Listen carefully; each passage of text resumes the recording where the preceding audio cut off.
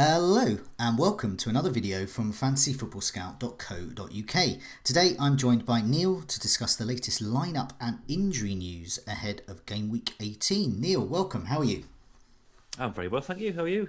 Yeah, I'm good. Looking forward to the first of 4 fixtures within 2 weeks, so we've got a lot to go through. And just a reminder that we have got these regular preview videos of the latest injury and lineup news and captaincy picks taking place all over the festive fixtures as well. So keep watching our YouTube channel for those. This time around we're looking at game week 18. We're going to start off by having a look at Arsenal. They've got a great fixture at home to the league's worst defence still, Burnley. But the Gunners have a few problems at the back, don't they? So, yeah, what's the latest on the Arsenal situation? Yeah, well, this is developing as we speak. So Arsenal always issue a medical bulletin around about a couple of hours before Emery does his press conferences. And Emery's is the last of all the 20 managers to take place, and that's happening right now. But they did helpfully put out an update earlier on saying that Bellerin is going to be out for a fortnight. And Mustafi will also miss this game, but is expected back in training next week. And they've also got doubts over Kolasinac, who missed last week's game unexpectedly, and Henrik Mkhitaryan as well, who's picked up a knock in midweek against Spurs, and he was substituted at the break. But yeah, it sounds not so good on the Kolasinac front at the moment. I've seen sort of various rumours flying around that he's probably not going to make it, but that's still an unconfirmed doubt at this stage. But we do know that Bellerin and Mustafi will be out. So, yeah, problems at the back again, though he does have Socrates back from suspension. Okay. And Koscielny had his minutes managed in midweek as well, so you'd think those two would be at centre-half. I mean, looking at Burnley as well, I understand that some of their creative players could be missing, though. So yeah, I mean, was it Brady? Well, I mean, they've got Brady, Goodmanson, and Defoe are their main creative players. So any of those looking like they're not going to make it? Yeah, well, there's another one as well, Aaron Lennon, who's they've got 3 wingers really, 3 senior wingers, all of whom are either ruled out or doubts. So Lennon's definitely out. He's had an operation on his knee. Goodmanson's looking positive. He's back on the grass, and he's probably the more,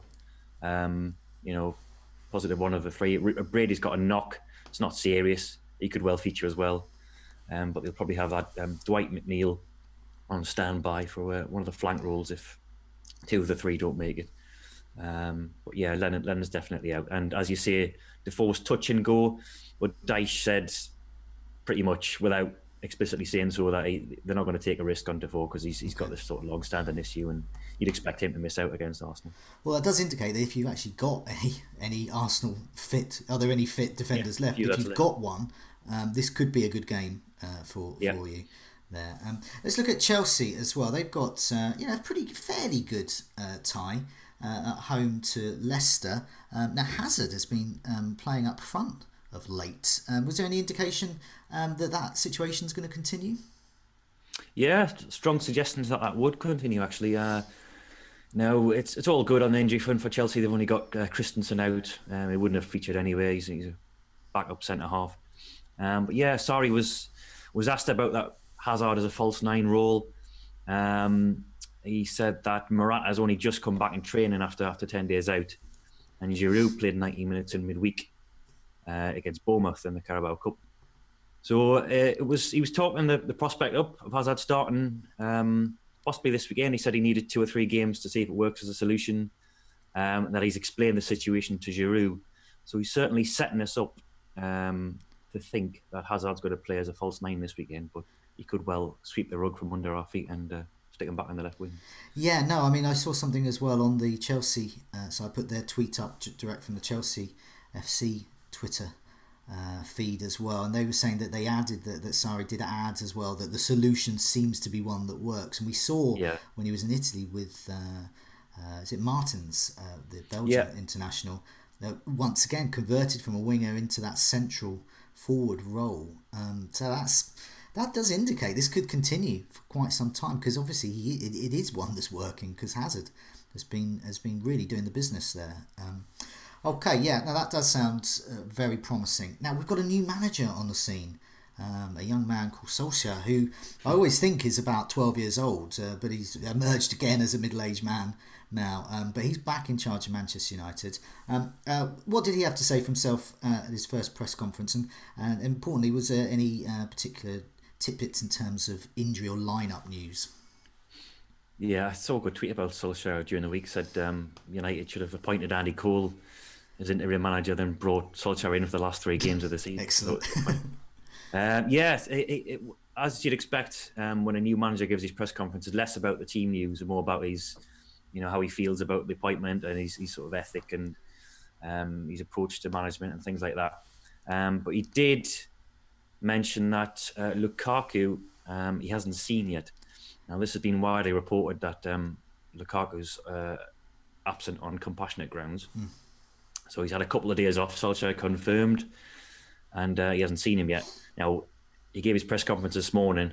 Manchester United are in action tomorrow. If he hasn't seen him by now, it would suggest that he's not going to feature. I think the Mail reported that Lukaku might even miss the Boxing Day match as well. Yes, that's what I heard. It's a bereavement, isn't it? And it looks like... Yeah, apparently so. Yeah, widely rumoured to miss this week and the next fixture, as you say. Yeah, so we probably will see Rashford up front, I would have thought. I mean, there's so much uncertainty about how he'll set up.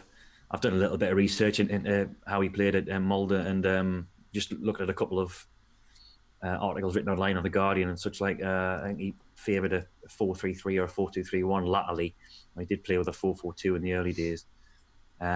So not too dissimilar setup to how Mourinho was playing at the end, if it is a 4-3-3. And he had given an interview months before he was appointed manager of Man United about how he would build a team around Pogba if he was put in charge at Old Trafford. So we could see Pogba brought back in from the cold over the Christmas period, which would be an interesting prospect from a fantasy perspective because he's dipped in price now to, I think he was saying, is it about 7.8?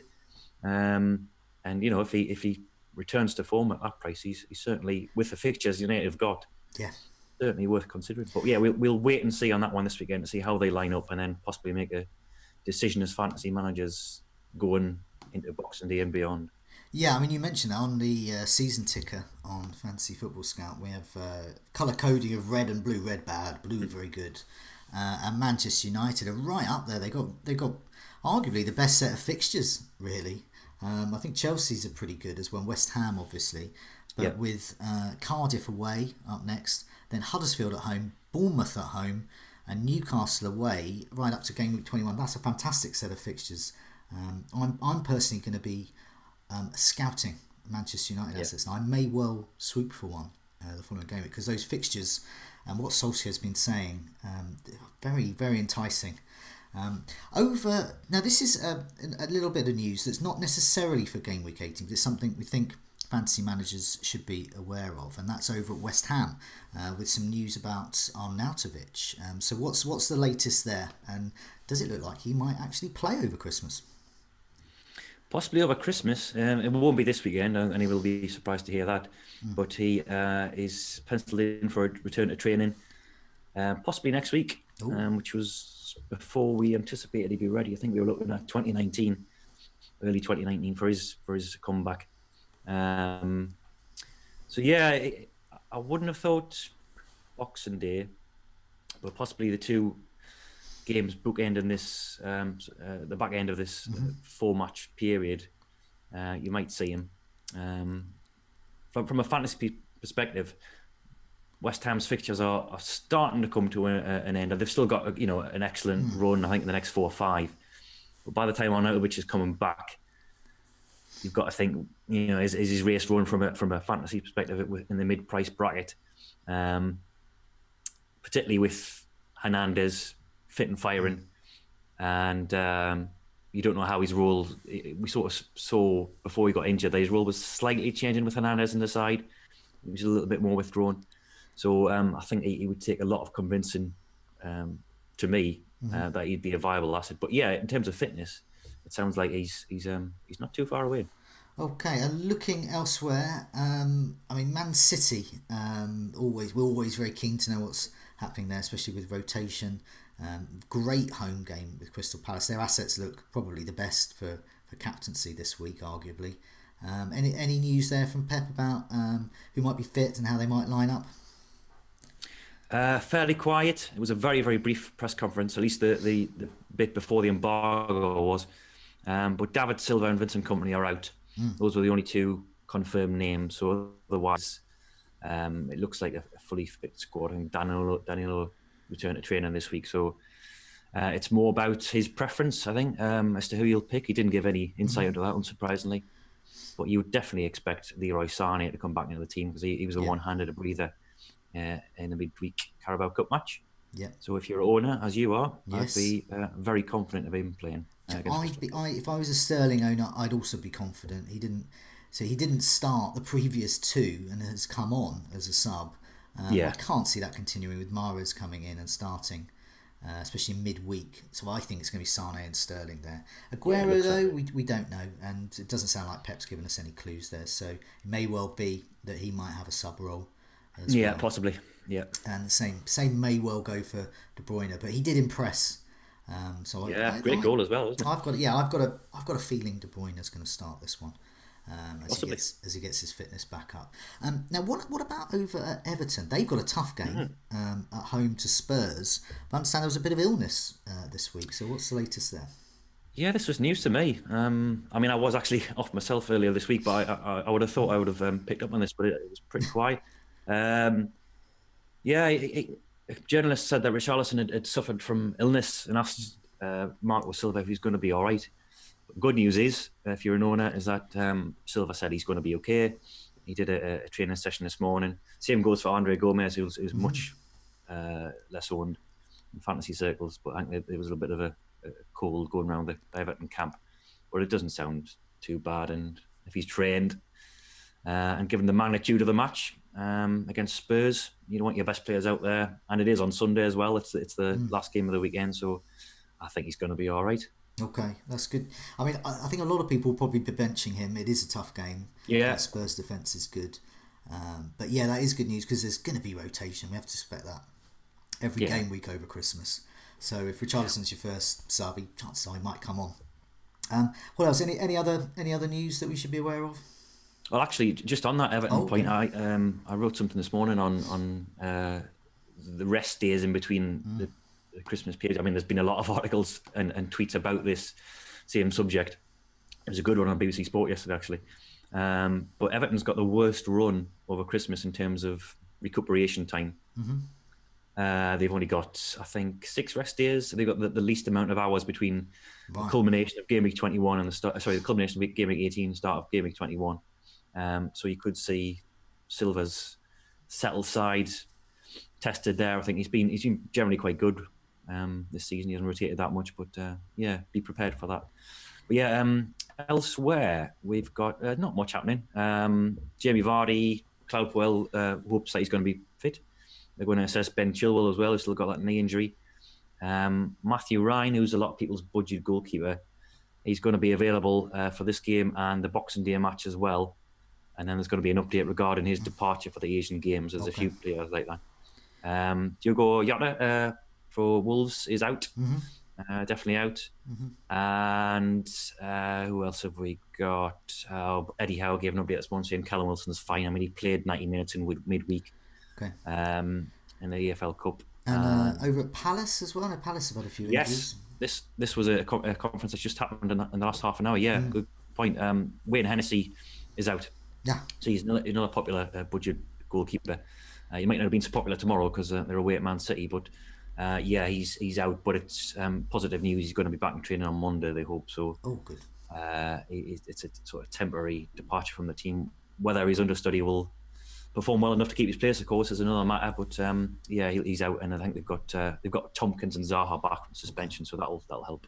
Well, that's good news, not for game week 18, because obviously against Man City it's bench all the way for your Palace players. But with a home match against Cardiff on game week 19 on Boxing Day, I'm a Hennessy owner, and I'll be wanting to field him then.